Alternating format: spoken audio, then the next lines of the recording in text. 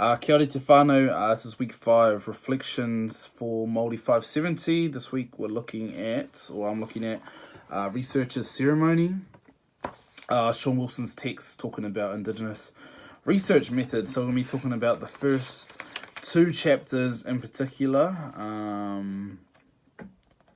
and the forwarding conclusion that is just before, at the start of the book, talking about his writing styles. I'll start off talking about his 2 different writing styles that he has in this book. First one being the academic style, obviously, for his research purposes, and his second writing style is more of a personal style directed at his sons. So as I've read the first part of this book, it's they're like personal letters to his sons, talking about his life. Or further on in the book, he talks about his life, how he sort of got where he is today, and it sort of gives you a good background on his view of life and what he's sort of been through. And it's actually a writing style that I've never seen before in a reading, or I've read before like it. Sort of combining the two was really good, and it made it good for me to connect from one Indigenous person to another through this reading. It was quite an easy read. Really enjoyed the first 2 chapters so far. And it was just easy for me to connect with him, which takes me on to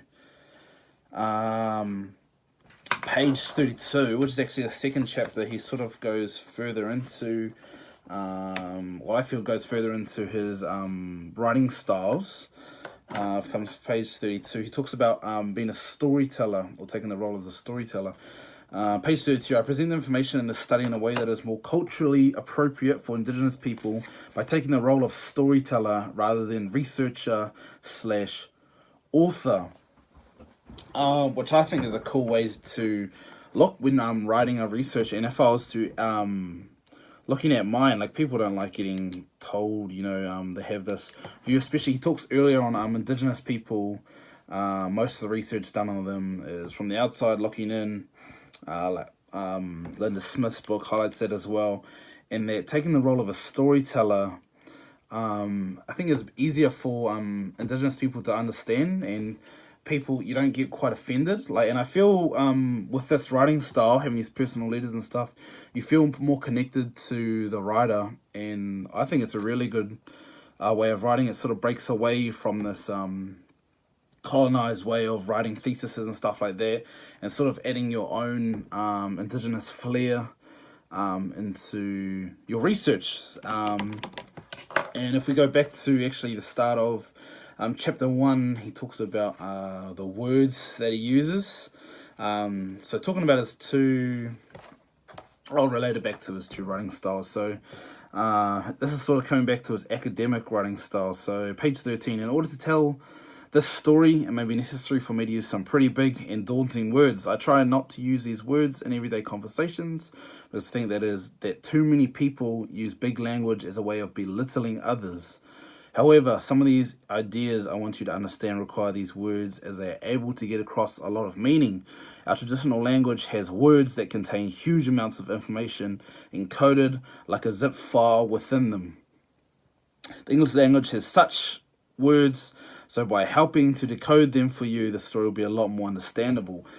He's talking about, I feel, his 2 different writing styles. So coming from an academic writing style, how using big words, right, can sort of belittle somebody because you're, they might not know what the words mean. And then if you're explaining these words, that you might be underestimating how smart they are, right? Like, because you're telling them, you're explaining something that doesn't need to be explained if they're smart enough to know.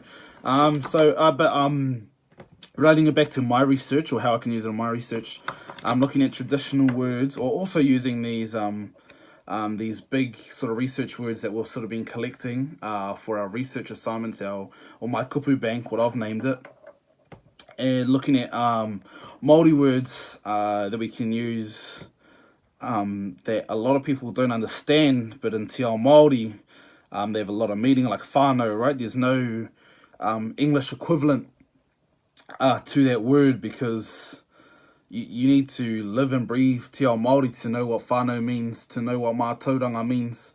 And there's plenty of kupu out there in Te Ao Māori that doesn't have an English equivalent, and there's plenty of words in Te Ao Pākehā, these big research words, that don't have a Māori equivalent. So we need to make sure that we're explaining these words, but not in a way that's sort of belittling the reader.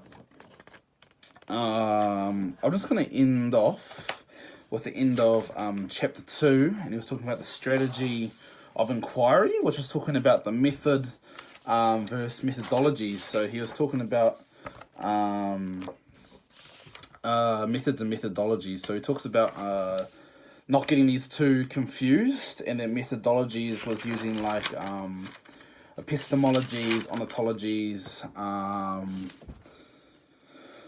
and that all of sort of that stuff is methodologies. It's sort of the why, and you use the proceedings and the methods. So it's sort of the how you put together the methods and the reasoning behind those, and why you put them into place. And the methods he talks about. Sorry, I've got notes everywhere. The methods he talks about focus groups and discussions, and he talks about the circles, the talking circles, and how they would pass around a rock or a feather or something, and people would talk and no one else would talk, and they'll be able to talk about the subject.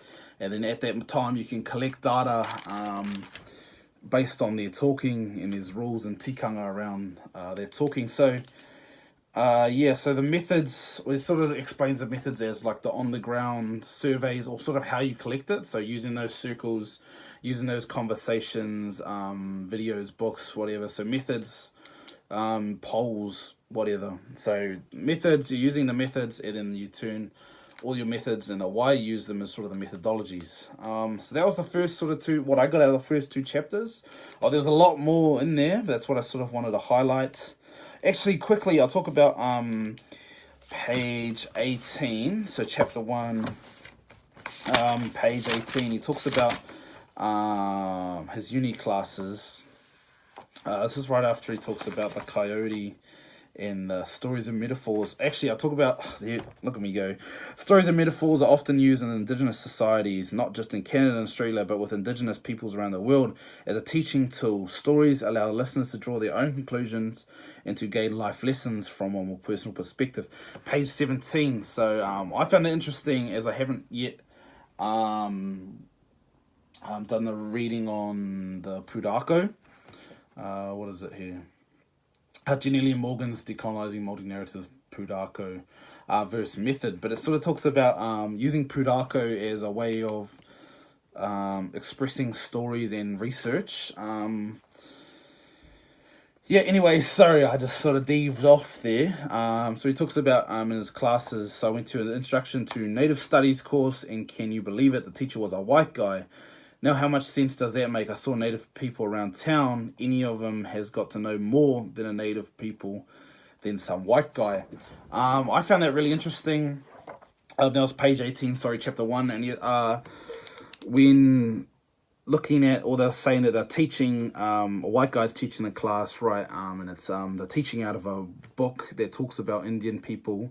White person wrote it. It's from white views, colonized views, and they're in Te Ao Māori. If you try and research, or what I've found, I'm trying to look back on stuff pre-colonization, there is a little bit of stuff out there, but most of them being written by European researchers, and they've been altered.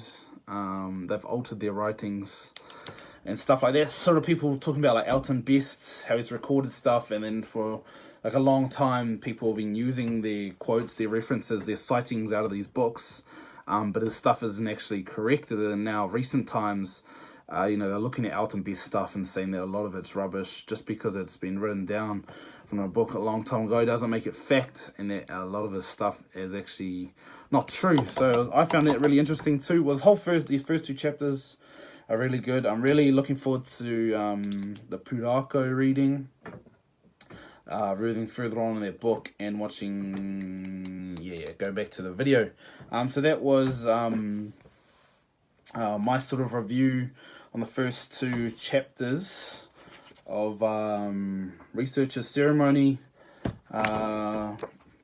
Shawn Wilson's text talking about Indigenous research methods. So Yeah, kia ora.